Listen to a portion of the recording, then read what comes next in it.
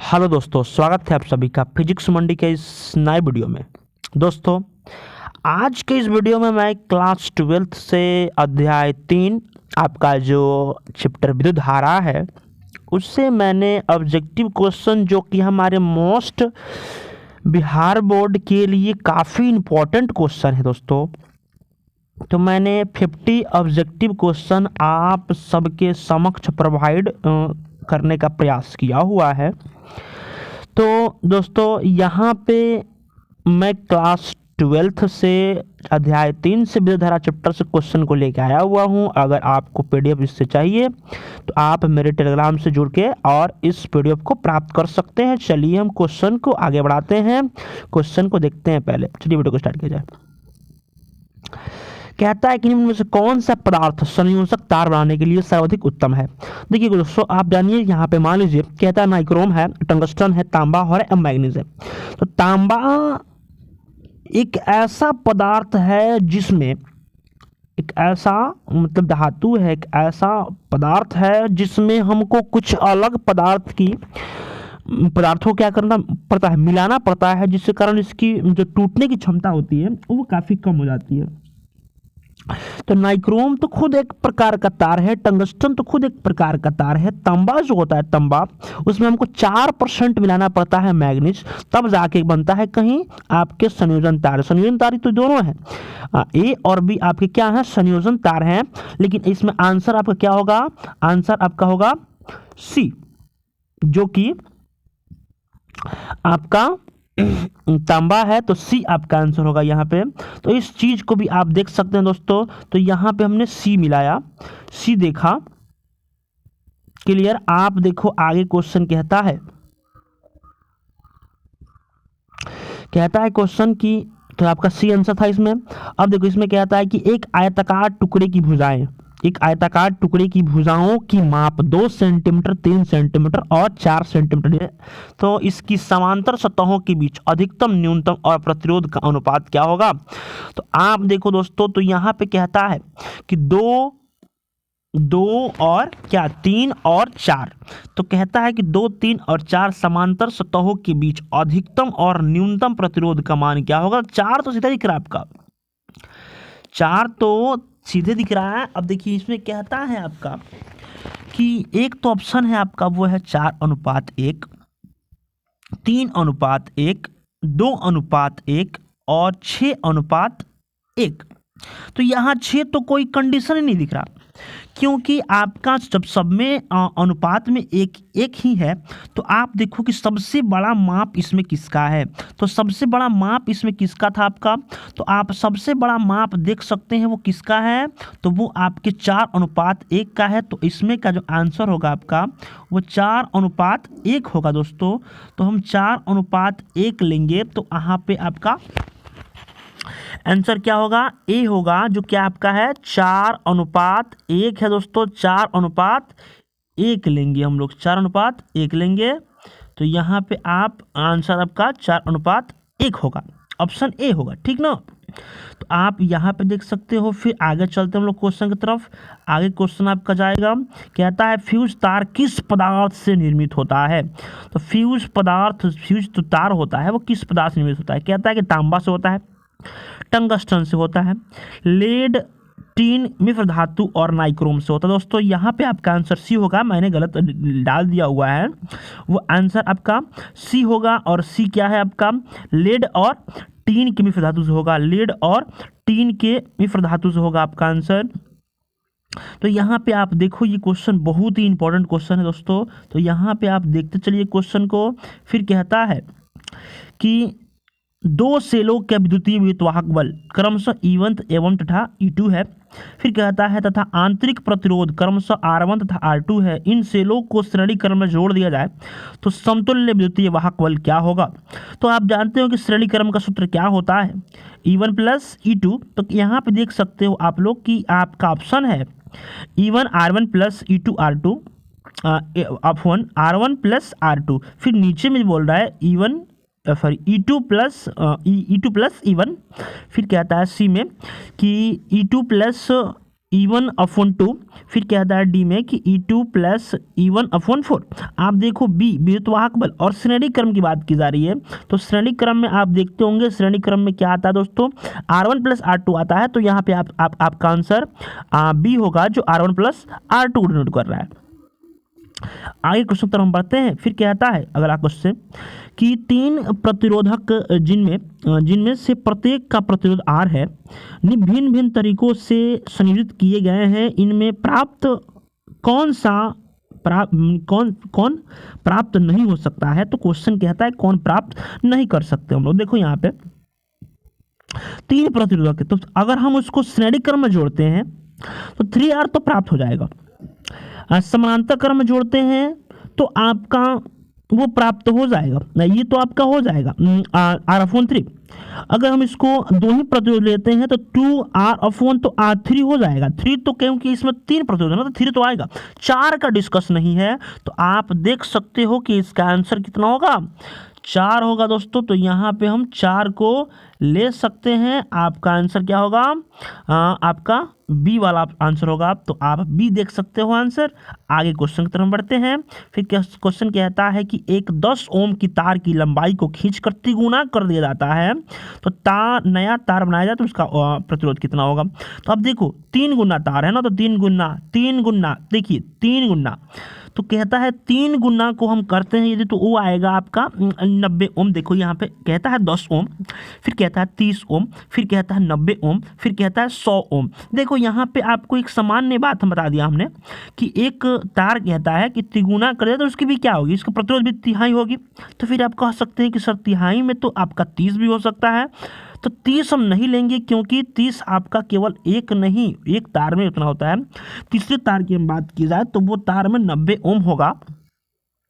तो आंसर आपका कितना होगा, 90 ओम आंसर होगा, आंसर सी। क्लियर दोस्तों।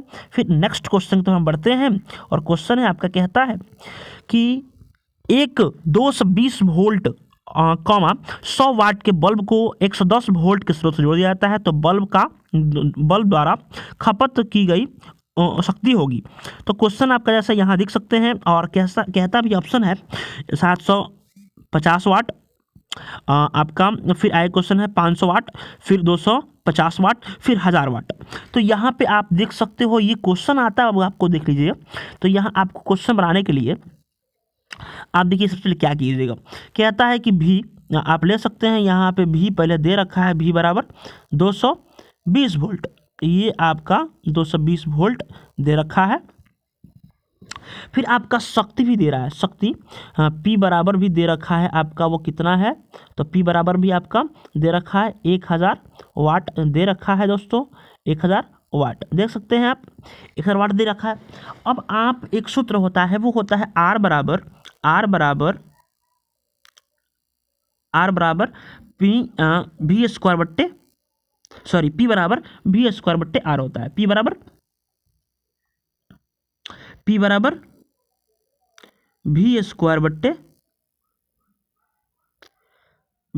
बट्टे R, ठीक है। तो यदि हम R निकालें तो R चला जाएगा उधर, तो R बराबर सूत्र क्या आएगा आपका, तो R बराबर सूत्र आपका आ जाएगा V स्क्वायर का अपोन का R, सॉरी V स्क्वायर का अपोन का P आ जाएगा आपका, तो P हो गया। अब देखो यहाँ पे R बराबर आपको निकालना है, तो V का मान आप देख सकते हो, पहले V का मान रखते 220 वोल्ट ही रखते हैं, अब बट्टे P का मान आपके पास दे रखा है 1000। अब देखो स्क्वायर था ना, तो हम स्क्वायर करेंगे इसका, आप देख सकते हो यहाँ से, तो 484 होता है आपका, 484 होता है आपका, तो यहाँ आप 484 ले सकते हो। तो ऐसे क्वेश्चन को आप जैसे आपका आंसर आएगा उसके आंसर के अनुसार आपको फिर इसमें वैसे ही करना है, यहाँ पे आप फिर उसमें भाग कीजिएगा, फिर 110 से, तब जाके आपका आंसर, अब फॉर्मूला आपका यही लगेगा जैसे कि आपका था, हमने R बराबर बताया था ना, P बराबर V स्क्वायर अपॉन R, चलिए नेक्स्ट क्वेश्चन, नेक्स्ट वीडियो में इस चीज़ को बताया जाएगा। एक बार इसके सारे न्यूमेरिकल क्वेश्चन को वीडियो हमने बनाएंगे दोस्तों, जिससे आपको किसी प्रकार के भी दिक्कत आप में नहीं रह पाएगा, नहीं रह जाएगा दोस्तों। तो आप कभी स्क्वायर पी से आप बना सकते हैं इस क्वेश्चन को। ये आपका एक फॉर्मूला हो गया। तो इन फॉर्मूला को देख के आप बना सकते हैं। क्या आप फॉर्मूला ये देख सकते हैं आप। फिर क्वेश्चन कहता है, आगे हम लोग बढ़ते हैं, इसका आंसर कितना हो जाएगा, आपका 250 वोल्ट हो जाएगा। तो यहाँ पे 250 वोल्ट आपका क्या हो गया दोस्तों, ये खपत की गई ऊर्जा हो जाएगी। फिर आगे चलते हैं हम लोग। क्वेश्चन पे कहता है कि किरचॉफ का प्रथम नियम sigma I is equal to 0 एवं द्वितीय नियम sigma I R is equal to sigma E क्रमशः आधारित है। तो आधारित किस पे होता है, आवेश संरक्षण एवं ऊर्जा संरक्षण के सिद्धांत पर। तो देखिए तो आपको ऑप्शन कौन सा दिख रहा है दोस्तों, डी ऑप्शन दिख रहा है। तो आपका आंसर कितना होगा, डी होगा। ऐसे क्वेश्चन, मजेदार क्वेश्चन आते दोस्तों। कहता है तापक्रम बढ़ाने पर यदि प्रतिरोध घटता है, तो तापक्रम बढ़ाएगा तो प्रतिरोध घटेगा, तो क्या है वो आपका है अर्धचालक। नहीं, देखो कहता है तापक्रम बढ़ाने पर यदि प्रतिरोध का मान, हाँ प्रतिरोध का मान घटता है तो वो क्या है, अर्धचालक है। अर्धचालक एक ऐसा प्रतिरोध है, फिर एक ऐसा पदार्थ है जिसमें आप ताप बढ़ेगा, जिसमें आप टेम्परेचर को इंक्रीज कीजिएगा, टेम्परेचर बढ़ेगा तो प्रतिरोध का मान घटेगा। जैसे ही आपका प्रतिरोध घटेगा, सॉरी टेम्परेचर घटेगा, प्रतिरोध का मान बढ़ेगा। ये संकेत किसका होता है, आपके अर्धचालक का होता है। तो आंसर क्या होगा आपका, अर्धचालक सेमीकंडक्टर। आइए क्वेश्चन की तरफ बढ़ते हैं। कहता है कि चित्र में ए का विभव 10 वोल्ट है, पृथ्वी में प्रवाहित धारा होगी, जैसे आप देख सकते हो प्रवाहित धारा होगी। तो आपका यहाँ पे, तो हम कहते हैं चित्र ए में 10 वोल्ट है तो पृथ्वी में धारा प्रवाहित कितनी होगी, पृथ्वी में धारा प्रवाहित कितनी होगी। अब देखो, अब आपने पढ़ा होगा इस चीज को कि ओम के नियम में आई इज इक्वल टू, ओम के नियम में आई इज इक्वल टू वी बट्टा आर। अब यहाँ आप देख सकते हैं वी बट्टा आर। कहता है कि विभव का मान, अब विभव का मान 10 वोल्ट है, अब पृथ्वी में प्रवाहित किया जा रहा है, तो पृथ्वी में प्रवाहित किया जा रहा धारा 10 वोल्ट है, तो धारा का मान भी कितना होगा, 10 एम्पियर का होगा दोस्तों। क्योंकि इस चीज को आपने शुरू में ही पढ़ रखा है कि 10 एम्पियर का धारा का मान होगा, क्योंकि दोनों इक्वल होते हैं, समान होते हैं। जब एक उतना होगा दूसरा भी उतना ही होगा। तो आंसर आपका 10 एम्पियर। फिर आगे चलते हैं क्वेश्चन की तरफ। हम लोग कहता है, क्वेश्चन कहता है कि एक हीटर इतना मैंने 100 वाट और 220 वोल्ट के तार से बीच से टुकड़ों पर कर समांतर क्रम में जोड़कर 220 वोल्ट विभवांतर के स्रोत से जोड़ा जाता है, कितनी शक्ति प्राप्त होगी। जैसे मैंने बताया था पहले ठीक इसके, तो आप देख सकते हो यहाँ वही क्वेश्चन है और ठीक वैसे ही क्वेश्चन है। तो यहाँ पे भी आप लगाइए सूत्र, P is equal to V square बट्टे आर का। तो आर बराबर आपका सूत्र आएगा वी स्क्वायर अपॉन पी। आप देख सकते हो आर बराबर वी का मान आपका पहले दे रखा है 200 ही वोल्ट है दोस्तों, और पी का मान आपका 100 दिया हुआ है। तो अब देखो तो वो कितना हो जाएगा, 4000 हो जाएगा क्या,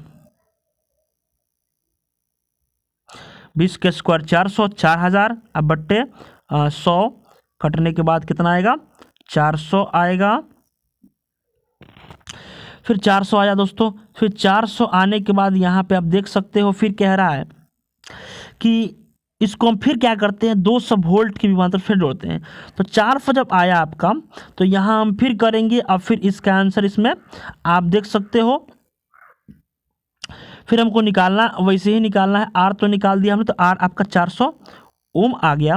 फिर अब निकालना क्या है, हमको शक्ति निकालना। तो P बराबर क्या आ जाएगा आपका, वी स्क्वायर अपॉन आर आएगा ना, V square upon R. V का मान कितना है, 220 वोल्ट है ना दोस्तों। तो 220 वोल्ट, सॉरी 200 वोल्ट ना, तो 200 वोल्ट में हम लोग क्या करेंगे, 200 वोल्ट में हम लोग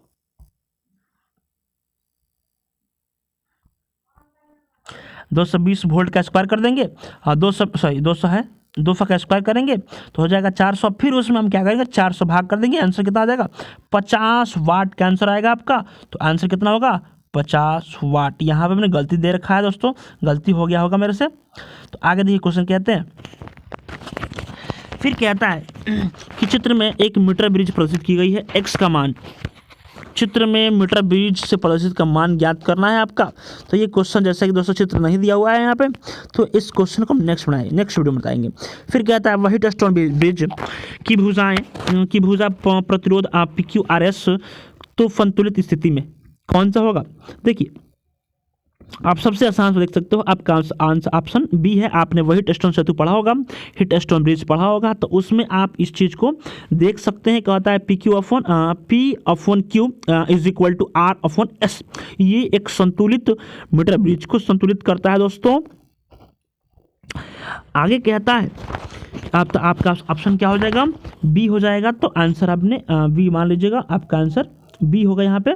तो आंसर को हम बी टच कर देते हैं। फिर कहता है क्वेश्चन कि एक धातु का घनत्व D एवं विशिष्ट प्रतिरोध P है, इससे एक तार बनता है जिसकी लंबाई L है तथा प्रतिरोध R हो।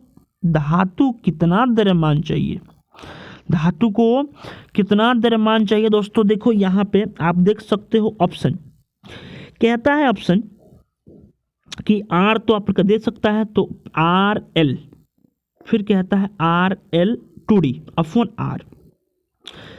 फिर कहता है कि P2, मतलब P को हम क्या कहते हैं, P यहाँ पे रखा है, P आपको दे रखा है कि यहाँ विशिष्ट प्रतिरोध को उसने P से डिनोट किया हुआ है, और हम विशिष्ट प्रतिरोध को रो से डिनोट करते हैं, दैट कोई दिक्कत ना है। फिर इसमें आप देख सकते हो यहाँ पे यदि हम करें तो रो L/2D। अब D इसलिए दिया हुआ है, अपॉन में आपका R दिया हुआ है, ये दिया हुआ है। और ये देने के पश्चात यहाँ देखो आगे आप देख सकते हो, फिर कहता है ये D क्या है, तो घनत्व है। D को हम घनत्व कहते हैं। तो यहाँ पे आप ये पढ़े होंगे यदि, तो आपका आंसर आपको एकदम से बिंदास रूप से मिलेगा, और वो आंसर आपका ए होगा। तो देख सकते हो आपका आंसर इसमें ए ही आएगा दोस्तों। तो आप आंसर ए पर टिक करो। आगे क्वेश्चन चलते हैं। फिर कहता है कि आपको एक ओम के 3 प्रतिरोधक दिया गया है, इनके संयोजक न्यूनतम कितने होंगे। आप तो ऐसे ही जानते हैं दोस्तों। तो एक ओम के 3 प्रतिरोधक हैं, और इसको हम किस क्रम में जोड़ रहे हैं, रुकिए एक मिनट, इसको हमको 3 प्रतिरोधक हैं, इनके संयोजन में न्यूनतम प्रतिरोध प्राप्त किए जा सकते हैं। न्यूनतम मतलब कितना प्रतिरोध हम कम प्राप्त कर सकते हैं। तो एक ओम के 3 प्रतिरोधक हैं, तो तीन प्रतिरोधक हैं। आप देखो तो यहाँ पे आप लगा सकते हो कि 1/R P का सूत्र होता है 1/1 प्लस 1/1 प्लस जो भी हो, आप लगातार लग कर सकते हैं। एलसीएम उसका आएगा, एक ही आएगा, 1 + 1 + 1। तो आप देखो 3/1 अपन क्रॉस में मल्टीप्लाई करेंगे तो RP इज इक्वल टू आपका आंसर आएगा 1/3 आएगा। तो ये आपका आंसर क्या आएगा, राइट आंसर आएगा। आंसर कितना है, RP is equal to 1/3 ohm. Clear दोस्तों। आगे क्वेश्चन देखो। फिर कहता है कि निम्नलिखित दिए गए चित्र में ए तथा बी के समतुल्य प्रतिरोध का मान गणना कीजिए। हमको तो हमने चित्र दिया नहीं है दोस्तों, इस क्वेश्चन में बना सकते हैं। फिर कहता है कि आदर्श वोल्ट मीटर का प्रतिरोध कितना होता है। तो आदर्श वोल्ट मीटर का प्रतिरोध, देखिए वोल्ट मीटर में का प्रतिरोध अनंत होता है, और वही आम मीटर होगा तो शून्य होता है। फिर कहता है कि R के किसी मान के लिए धारा I महत्तम होगी। I धारा महत्तम, किस मान के लिए धारा महत्तम होगी, मतलब अधिकतम होगी। कहता है कि A R is equal to R। तो आप देख लो आंसर। फिर कहता है ए बराबर ए ऑप्शन दे रखा है R is equal to R। फिर कहता है R बराबर R/2, R is equal to 2R, R बराबर R/4, क्या चीज़ R/4। कहता है अधिकतम मान क्या होगा, मान अधिकतम महत्तम मान किस धारा के लिए I का अधिकतम मान है। तो धारा के लिए अधिकतम मान जो होगा आपका, आप देखो तो R बराबर डी ऑप्शन दिख रहा है आपको, डी ऑप्शन R बराबर R/4 दे रहा है। तो R/4 दिया हुआ है दोस्तों, तो आपका ये आंसर सही है, क्योंकि ये महत्तम मान होता है, ये न्यूनतम मान नहीं है, ये महत्तम मान है। ये तो आपका ठीक है, ये जैसे ये घटेगा तो ये बढ़ेगा, इसलिए अब इसमें इन दोनों में सभी में है, तो सबसे अधिक अगर किसी को घटाता है स्मॉल r को, तो वो 4 घटा रहा है, इसलिए ये आंसर सही होगा। आदर्श एमीटर का प्रतिरोध बताया है दोस्तों, क्या होगा आपका, 0 होगा। आदर्श एमीटर का प्रतिरोध 0 होता है। कहता है क्वेश्चन कि एक प्रतिरोधक का प्रतिरोध R है, यह चर प्रतिरोध की श्रेणी में है, आरंभ में दोनों के प्रतिरोध तुल्य हैं। आरंभिक कुल प्रतिरोध होगी, कुल प्रतिरोध क्या होगा वही हमको जानना है। तो कहता है कि प्रतिरोधक का प्रतिरोध जो है वो R है। फिर कहता है कि चर प्रतिरोधक को श्रेणी में है, चार प्रतिरोधक क्या है, श्रेणी में है, तो आरंभ में 2 प्रतिरोध का तुल्य क्या होगा बाबू। यहाँ पे आप देखो ना, मजा सा क्वेश्चन है। कहता है कि वो 4 तो दे रखा है, प्रत्येक प्रतिरोध R है, तो शुरू में जो 2 प्रतिरोध है तो हम क्या करते हैं, R1 + R2 करते हैं ना। तो अब देखो तो आप कीजिएगा, तो यहाँ पे R + R कितना हो जाएगा, 2R हो जाएगा। तो आपका आंसर देखो ना, इसमें दिया हुआ है आपका आंसर B, 2R होगा।